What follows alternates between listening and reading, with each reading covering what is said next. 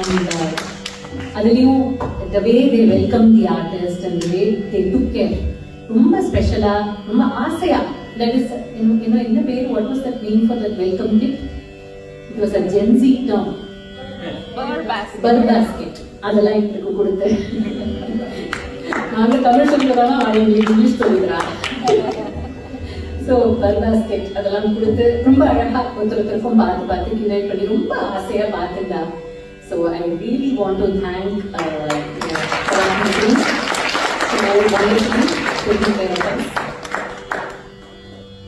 எங்களுக்கும் ஒரு it is lot of thought process that சும்மா ஒரு கச்சேரி இல்லாம அவளே ஒரு டீம் கொடுத்து நம்மளை யோசிக்க வச்சு.